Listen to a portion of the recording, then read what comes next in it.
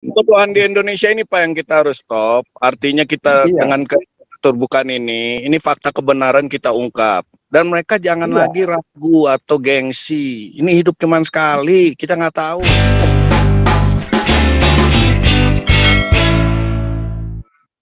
Jadi kalau menjadi Islam, kalau Indonesia ini saat ini dikuasai oleh agama, oleh orang-orang beragama, pada kenyataannya de facto-nya Indonesia bukan negara Pancasila loh. Pak Tobing pun tahu kan, de facto-nya Indonesia bukan negara Pancasila. De jure-nya secara hukum memang Indonesia negara Pancasila. De facto-nya negara khilafah. Pak Tobing pun mengakuinya. Dosen kita pun ya itu sudah terjadi, itu yang kita perjuangkan. Ya. Tunggu Pak, saya ingin Ya. membandingkan. Indonesia memang betul kata Pak Paul, itu bukan Ya. negara Pancasila, sudah negara khilafah. Kalau mau cari negara Pancasila tuh kayak Australia yang paling dekat, Amerika, sebagian Eropa. Nah itulah Pancasila mereka. Mereka benar-benar memikirkan rakyatnya, kesejahteraan rakyatnya, hukum tegak lurus. Ya. Pak Paul kerja keras, Pak Paul sukses. Yang males-malesan ya makan aja dari Social Security. Ya. Batas. Tapi kan dibatasin, nggak bisa bermewah-mewah mereka, nggak bisa hidup lebih. Iya. Dignity-nya. Coba Pak Paul keluar rumah maki orang, terus pakai fisik, wah kelar polisi datang, nggak ada cerita. Ya. Ditanya agamanya apa, nggak ada. Nggak. Hukum negara berlaku. Indonesia kan nggak, karena negara politik, udah gitu politiknya politik khilafah, itu fakta. Nah sekarang kita bandingkan, mau yang ikut khilafah atau mau yang ikut Pancasila. Bandingkan Timur Tengah dengan Eropa. Berapa puluh juta orang Timur Tengah migran ke Eropa? Berapa puluh juta orang Timur Tengah migran ke Amerika? Bahkan juga ke Australia, yang dari Afghanistan itu. Berarti apa yang mereka cari? Bukan khilafah mereka cari Pancasila. Keadilan itu bukan di negara khilafah. Omong kosong, kita semua ditipu. Masyarakat Muslim ditipu. Buka mata. Dunia ini udah nggak sempit. Google sebentar aja keluar datanya. Jangan cari data dari website abal-abal yang memutar balik fakta. Kita nggak perlu bicara agama deh, kita bicara fakta deh. Ya kan ideologinya. Masa anak umur 9 tahun ditidurin sama kakek-kakek? Ya kan? Apapun alasannya nggak benar. Coba kalau terjadi ke adik kamu, anak kamu, atau ibu kamu digitukan.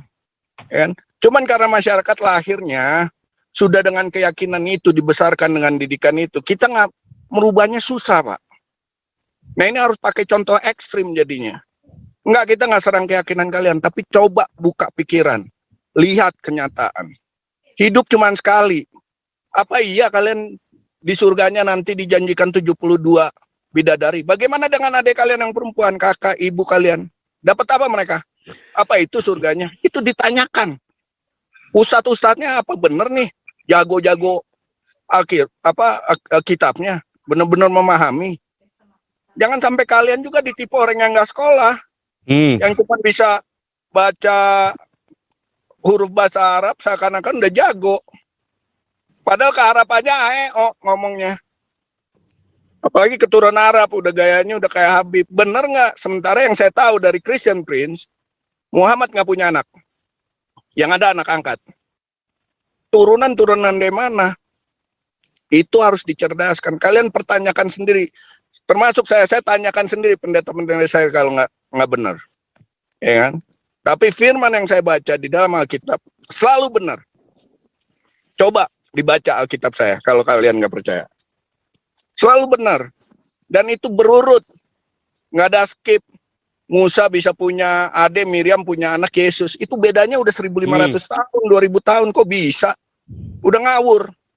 Tuhan Yesus lahirnya betul di ladang, di tempat kandang ternak, di palungan.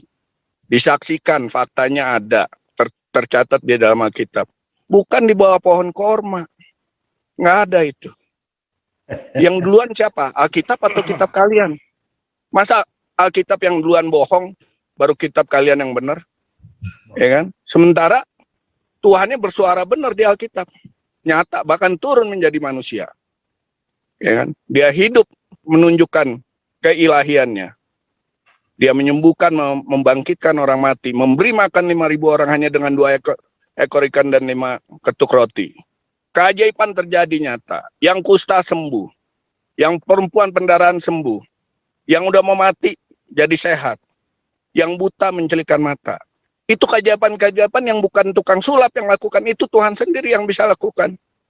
Dan dia mati, dia bangkit, dia menunjukkan setelah dia bangkit, dia datang ke murid-muridnya, dia tunjukkan rupanya. Nggak ada itu. Sampai sekarang pun nenek saya minta untuk lakukan itu, nggak ada. Dia udah kubur dari tahun 1986, sampai sekarang pun mimpi pun saya nggak ketemu. Tapi Tuhan Yesus, kamu minta dalam nama Tuhan Yesus, dia datang. Dengan cara Tuhan yang dahsyat. Banyak sudah buktinya. Jadi harus dicari kebenaran itu, dicari. Hidup kita cuma sekali. Kita nggak tahu 5 menit lagi kita mati. Saya mati atau Anda mati.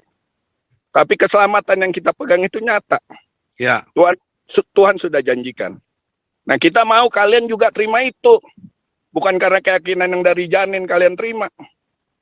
Dibandingkan, dicari tahu. Nah, ini kebutuhan di Indonesia ini Pak yang kita harus stop. Artinya kita dengan keterbukaan ini fakta kebenaran kita ungkap. Dan mereka jangan lagi ragu atau gengsi. Ini hidup cuma sekali, kita nggak tahu. Sirotol Mustaqim itu ada di Alkitab. Nggak pakai belah 7 rambut. 1 rambut aja kita joplak, apalagi dibelah 7. Akal sehat kita jalan.